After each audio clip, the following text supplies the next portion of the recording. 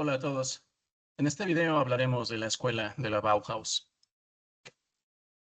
La Bauhaus fue una escuela de arte, diseño y arquitectura fundada en 1919 en la ciudad de Weimar, Alemania, por el arquitecto Walter Gropius. Su nombre completo de la escuela se puede traducir como Casa Estatal de la Construcción. Desde su fundación, la Bauhaus se planteó como un proyecto radical: unir arte, artesanía e industria para crear un nuevo entorno material acorde con la sociedad moderna. La escuela tuvo una existencia relativamente breve, de 1919 a 1933, pero extraordinariamente influyente. A lo largo de su historia pasó por tres sedes: Weimar, Dessau y Berlín. Fue definitivamente cerrada en 1933 tras la llegada del nazismo al poder en Alemania, que consideró sus ideas como arte degenerado. La Bauhaus surge en un momento de crisis profunda. Alemania había sido derrotada en la Primera Guerra Mundial y existía una fuerte inestabilidad política, económica y social. Se cuestionaban los valores tradicionales que habían conducido al conflicto. En este contexto, muchos artistas e intelectuales creían que era necesario reconstruir no solo la economía, sino también la cultura y la forma de vida. La Bauhaus asume plenamente la realidad de la sociedad industrial: la producción en serie, nuevos materiales como el acero, el vidrio y el hormigón, y nuevas formas de habitar y trabajar. A diferencia de movimientos anteriores, no rechaza la máquina, sino que la integra como herramienta creativa, buscando humanizar la producción industrial a través del diseño. La Bauhaus dialoga con diversas corrientes de vanguardia, entre ellas el constructivismo, de Stil y el expresionismo.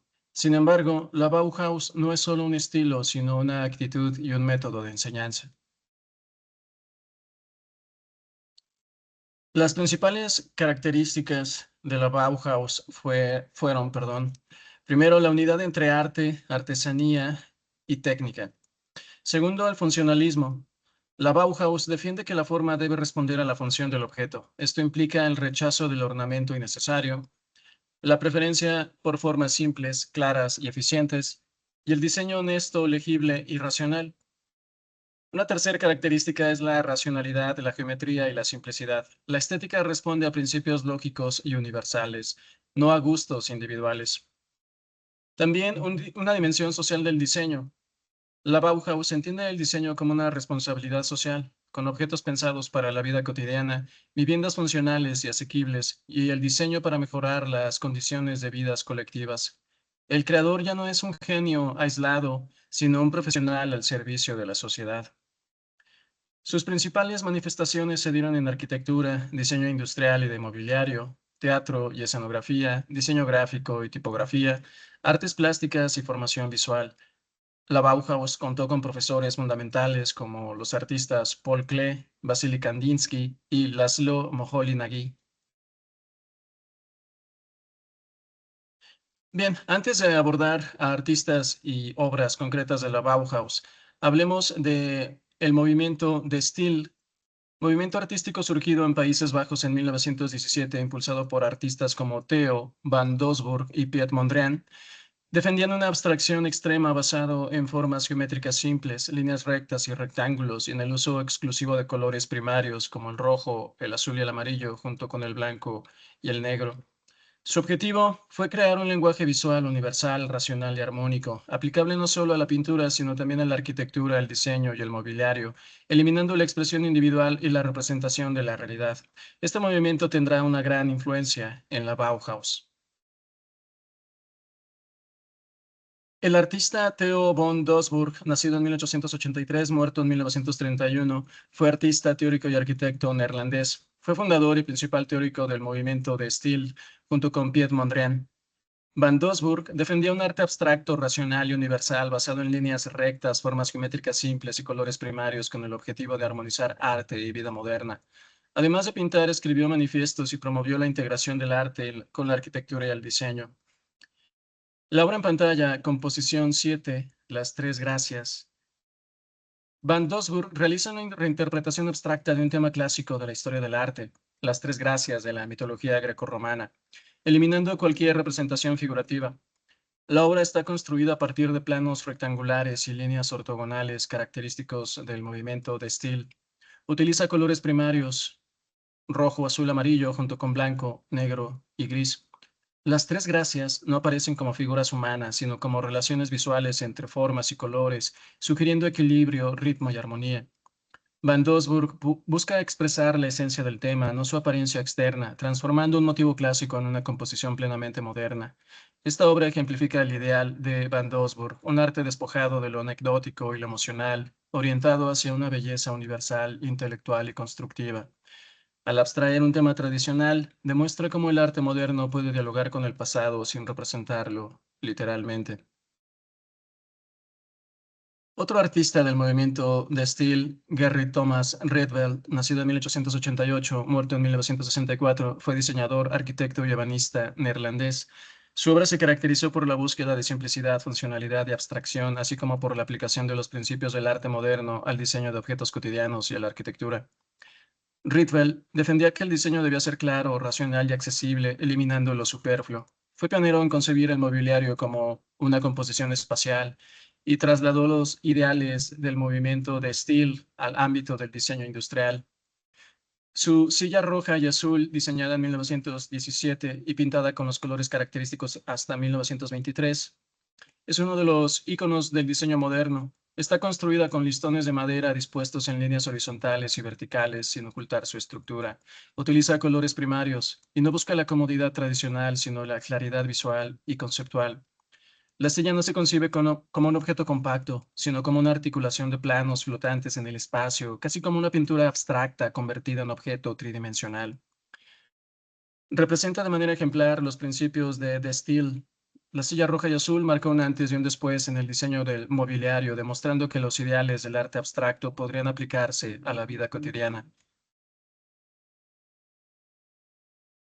Piet Mondrian, nacido en 1872, muerto en 1944, fue un pintor neerlandés, uno de los artistas más influyentes del arte moderno y figura central del movimiento de Steele. Su obra representa una de las culminaciones más radicales de la abstracción geométrica del siglo XX. Mondrian partió del naturalismo y del simbolismo, pasó por el cubismo y finalmente desarrolló un lenguaje completamente abstracto que él mismo denominó neoplasticismo. Su objetivo no era representar la realidad visible, sino revelar un orden universal basado en la armonía, el equilibrio y la racionalidad. Para Mondrian, el arte debe liberarse de lo individual, lo anecdótico y lo emocional, y convertirse en una expresión pura y objetiva de leyes universales. Creía que este nuevo lenguaje artístico podía contribuir a una sociedad más equilibrada y moderna. Su neoplasticismo se fundamenta en principios estrictos como el uso exclusivo de líneas rectas, horizontales y verticales, el empleo de formas geométricas simples, rectángulos y cuadrados, una paleta limitada a colores primarios y no colores como el blanco, negro y gris, la eliminación de la profundidad, la ilusión y la representación figurativa, y una búsqueda de equilibrio dinámico, no de simetría clásica. La obra en pantalla, Tableau 1, Mondrian presenta una composición formada por una estructura de líneas negras, verticales y horizontales de distinto grosor, rectángulos de color rojo, azul y amarillo cuidadosamente distribuidos, amplias zonas de blanco que no actúan como fondo pasivo, sino como elemento activo de la composición. En la obra no hay centro ni jerarquía dominante. Mondrian evita deliberadamente la simetría. En su lugar, logra un equilibrio dinámico mediante la compensación entre color y no color, verticales y horizontales, líneas gruesas y líneas finas, y una superficie llena y superficies vacías. Tableau 1 no representa objetos ni figuras, representa relaciones universales. Para Mondrian, la vertical simboliza lo espiritual, lo absoluto. La línea vertical representa lo material, lo terrenal, y su cruce expresa la armonía entre fuerzas opuestas. Los colores primarios funcionan como elementos esenciales de la realidad, irreductibles, mientras que el blanco simboliza el espacio infinito y neutro. La obra encarna la idea de que el arte puede expresar un orden universal válido para todos, más allá de culturas, épocas o interpretaciones personales. Con Tableau 1, Piet Mondrian lleva la pintura a un punto de máxima depuración formal e intensidad conceptual. La obra no busca emocionar ni narrar, sino ordenar, equilibrar y universalizar. Es el resultado de una convicción profunda, que el arte puede reflejar las leyes esenciales del mundo y contribuir a una forma superior de armonía. Bien, vayamos ahora a hablar de artistas y obras concretas de la Bauhaus. Este logotipo de la Bauhaus de 1922 no debía ser solo un emblema gráfico, sino una síntesis visual de los ideales pedagógicos y estéticos de la escuela. En 1922, el artista y pedagogo Oskar Schlemmer, maestro de la Bauhaus y figura central del taller de teatro, diseñó uno de los primeros logotipos oficiales de la escuela. Presenta una cabeza humana extremadamente simplificada, construida mediante formas geométricas elementales. Un círculo como contorno principal de la cabeza, una línea vertical que divide el rostro en dos mitades. Un ojo único representado por un cuadrado, una nariz en forma de ángulo recto y la ausencia de boca y detalles expresivos. Entre los principales elementos significativos encontramos el ser humano como medida del diseño. Para la Bauhaus, el diseño moderno debe partir del cuerpo humano y sus proporciones. Schlemmer, profundamente interesado en la relación entre cuerpo, espacio y geometría, reduce la figura humana a su estructura esencial. El logotipo no representa a una persona concreta, sino al hombre universal. La cabeza está construida exclusivamente con formas básicas, bajo el principio de que la forma debe surgir de la función y de leyes racionales. Así, el rostro humano se convierte en módulos geométricos. La figura tiene algo de humano, pero también algo artificial, casi industrial. Esto refleja una de las grandes tensiones del proyecto de la Bauhaus, la relación entre arte y tecnología, entre cuerpo y máquina, y entre expresión humana y racionalización moderna. El logotipo de la Bauhaus, diseñado por Schlemmer en 1922, no es solo un emblema, es principalmente una declaración de principios. Bien, Walter Gropius, nacido en 1883, perdón, y muerto en 1969, perdón, fue un arquitecto alemán y teórico del arte, una de las figuras fundamentales de la arquitectura moderna, fundador y primer director de la Bauhaus. Su mayor aportación no solo fue formal, sino pedagógica e ideológica. Transformó la manera de enseñar y entender el diseño, la arquitectura y la relación entre arte, técnica e industria. Gropius defendía que el arte debía abandonar el individualismo y el historicismo para convertirse en un trabajo colectivo, racional y funcional, al servicio de la sociedad moderna. Propuso una arquitectura basada en la función, la claridad estructural, el uso honesto de los materiales modernos y la integración de arte, artesanía e industria. Estas ideas se concretaron en la Bauhaus, escuela que dirigió entre 1919 y 1928. Su edificio de la Bauhaus en Dessau. En 1925, debido a presiones políticas, la Bauhaus se vio obligada a abandonar Weimar. La ciudad industrial de Dessau ofreció apoyo y recursos y encargó a Gropius el diseño de una nueva sede para la escuela, construida entre 1925 y 1926. Este edificio no solo albergaba la escuela, fue concebido como un manifiesto arquitectónico, una demostración física de los principios de la Bauhaus. El edificio se caracteriza por volúmenes geométricos simples, claramente diferenciados, una ausencia total de ornamentación, el uso de hormigón armado, acero y vidrio, y una planta funcional y asimétrica. El conjunto se organiza en alas independientes, cada una destinada a una función específica. Hay talleres, hay aulas, está la administración y la residencia de estudiantes. Estas salas están conectadas de forma lógica, reflejando el principio de que la forma sigue la función. Uno de los elementos más emblemáticos es la fachada acristalada del taller, formada por un gran muro o cortina de vidrio sostenido por una estructura de acero. La arquitectura deja de ocultar su estructura y su función, todo es claro y legible. El edificio resume visual y espacialmente los ideales de la Bauhaus: racionalidad, funcionalidad, claridad y compromiso social. La exposición de la Bauhaus de 1923, celebrada en Weimar, fue el primer gran evento público con el que la escuela presentó sus ideas, métodos y resultados al exterior. Llevaba como lema Arte y Técnica, una nueva unidad. Los pósteres creados para esta exposición no eran simples anuncios, funcionaban como manifiestos visuales del nuevo pensamiento moderno que la Bauhaus estaba desarrollando. Estos diseños rompen con el cartel tradicional, eliminan la ilustración decorativa, rechazan la narrativa visual y sustituyen la imagen figurativa por tipografía, geometría y color. El cartel deja de contar una historia y pasa a organizar información visual. También en estos pósteres la tipografía ya no solo es texto, sino forma plástica. Usan tipografía sans serif, letras claras, sin adornos, con una jerarquización visual mediante tamaño, peso y posición. y un texto dispuesto horizontal, vertical o diagonalmente. Esto crea composiciones dinámicas que guían la mirada de manera racional. Hay una utilización de formas geométricas simples con círculos, rectángulos, líneas, barras y planos de color. Estas formas no ilustran objetos, sino que estructuran el espacio, respondiendo a principios de orden, equilibrio y funcionalidad, heredados del constructivismo, del movimiento de estilo y de la abstracción.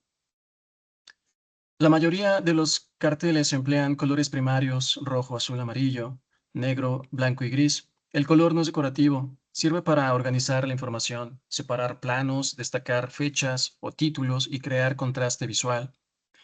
A diferencia del diseño clásico centrado y simétrico, los carteles de la exposición de 1923 adoptan composiciones asimétricas, una tensión entre los elementos y una sensación de movimiento y modernidad.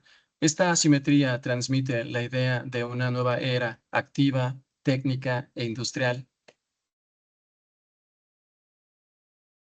William Wagenfeld, nacido en 1900 y muerto en 1990, fue un diseñador industrial alemán, una de las figuras más representativas del espíritu de la Bauhaus en el ámbito del diseño de objetos utilitarios. A diferencia de otros diseñadores vinculados a la escuela, Wagenfeld mantuvo siempre un fuerte compromiso con la función cotidiana del objeto y con la posibilidad de producción industrial en serie. Su famosa lámpara, la lámpara Wagenfeld, diseñada en 1924, cuando Wagenfeld aún era estudiante de la Bauhaus, se creó como ejercicio para el taller de metal y rápidamente se convirtió en uno de los objetos más representativos del ideario de la escuela.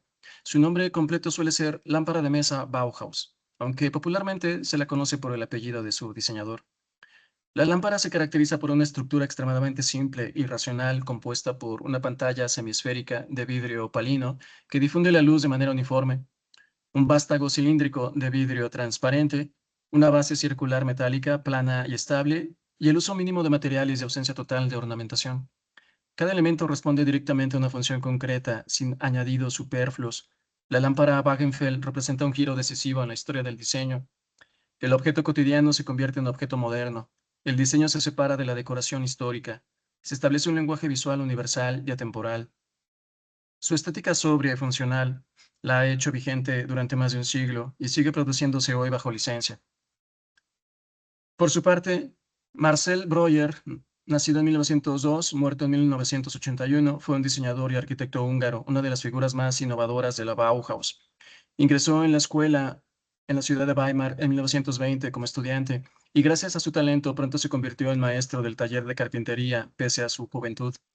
Breuer fue pionero en trasladar los principios de la arquitectura moderna al diseño de mobiliario.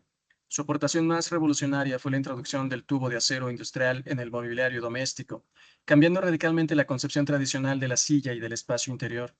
Más tarde emigró a Estados Unidos, donde desarrolló una influyente carrera como arquitecto. Su famosa silla Vasili, originalmente conocida como modelo B3, el nombre Vasili se le dio posteriormente en referencia al pintor y maestro de la Bauhaus, Vasily Kandinsky, quien admiró el diseño y poseyó una de las primeras versiones. Breuer se inspiró en la estructura de las bicicletas, especialmente en los manillares de acero tubular, ligeros, resistentes y producidos industrialmente. La silla Vasili se caracteriza por una estructura de tubos de acero cromado, curvados en líneas continuas, superficies de asiento, respaldo y apoyabrazos hechas de cuero o lona, la ausencia de patas tradicionales macizas y la apariencia ligera, abierta y casi flotante. La silla no se apoya visualmente en un volumen sólido, el espacio atraviesa la estructura. Entre los principios de diseño destacados que encontramos en ella están una innovación material. Es una de las primeras sillas fabricadas con tubo de acero, un material hasta entonces reservado a la industria. Breuer demuestra que los materiales industriales pueden integrarse en el hogar. Un segundo principio es la forma y función. Cada elemento tiene una función clara. El acero soporta el peso, el cuero proporciona contacto y comodidad. La forma responde a la ergonomía básica. No hay decoración. La estructura es la estética. Tercero, una ruptura con el mobiliario tradicional. La silla Vasili rompe completamente con la madera tallada, los estilos históricos y la idea de la silla como objeto pesado y ornamental. Introduce una nueva concepción, el mueble como objeto racional y moderno. Esta silla no pretende ser cómoda en un sentido clásico, sino representar el espíritu moderno, la ligereza, la transparencia espacial, la producción en serie, la funcionalidad y la universalidad. Es casi una arquitectura en miniatura, donde la estructura define el objeto. Hablemos ahora de la artista Gunther Stolz, nacida en 1897, muerta en 1983, diseñadora textil alemana. Es especialmente relevante por haber sido la única mujer que llegó a dirigir un taller en la escuela, el taller de tejido, que bajo su liderazgo se convirtió en uno de los departamentos más innovadores y exitosos de la institución.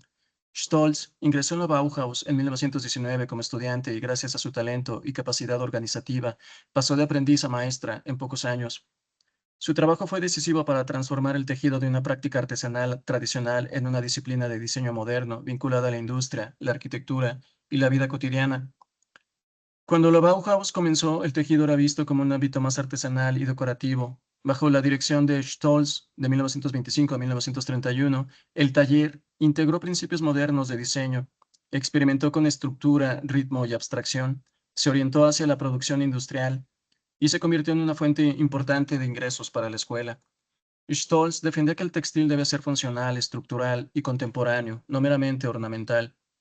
Sus diseños abandonan los motivos florales o figurativos tradicionales y adoptan figuras geométricas, patrones repetitivos y estructuras rítmicas. Además, el color no es decorativo, sino constructivo. Usa colores primarios y tonos contrastados, combinaciones claras y legibles, y un equilibrio entre superficies cromáticas.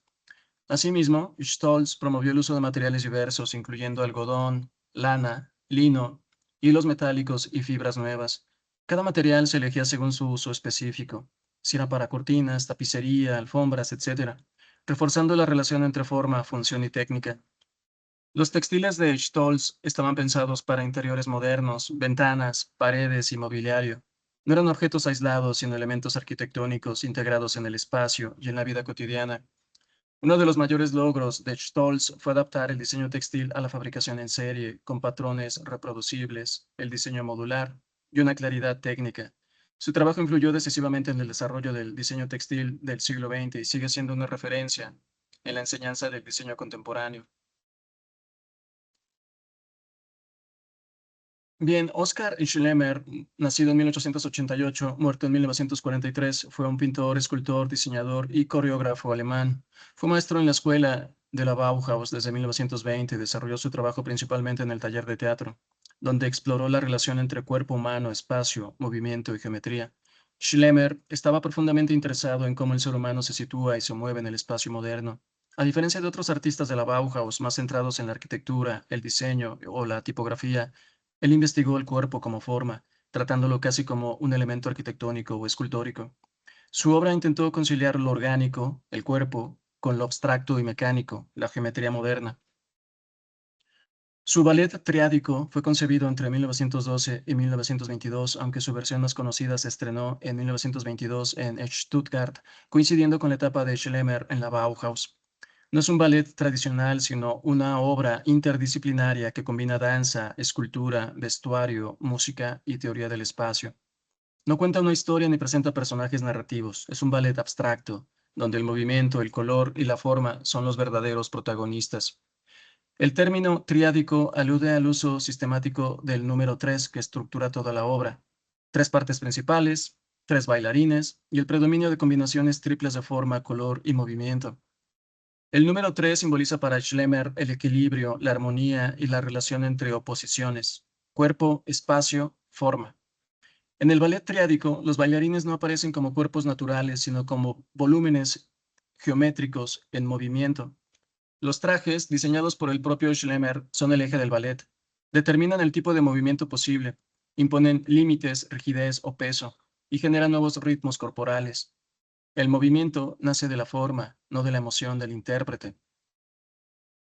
En el ballet triádico no hay expresión psicológica, no hay dramatismo ni narrativa, no hay individualidad. Los bailarines representan un hombre abstracto, universal y anónimo. Es importante señalar que Schlemmer concebía el escenario como un espacio arquitectónico. El movimiento del cuerpo se organiza según ejes, planos y direcciones claras, reforzando la idea de un orden racional del espacio, similar al de la arquitectura moderna. Asimismo, cada parte del ballet se asocia a una gama cromática dominante y un tipo de atmósfera, desde lo festivo a lo solemne. El color no es decorativo, sino estructural, en sintonía con las teorías del color de la Bauhaus. El ballet triádico no busca entretener ni emocionar al modo clásico, es una investigación artística sobre el ser humano en la modernidad, la mecanización del cuerpo, la relación entre arte, técnica y movimiento, y la posibilidad de un lenguaje escénico universal. Refleja una visión optimista y disciplinada del mundo moderno, donde el cuerpo humano se adapta a las leyes racionales del nuevo tiempo industrial. Bien, hasta aquí nuestro repaso por la escuela de la Bauhaus. Gracias por su atención.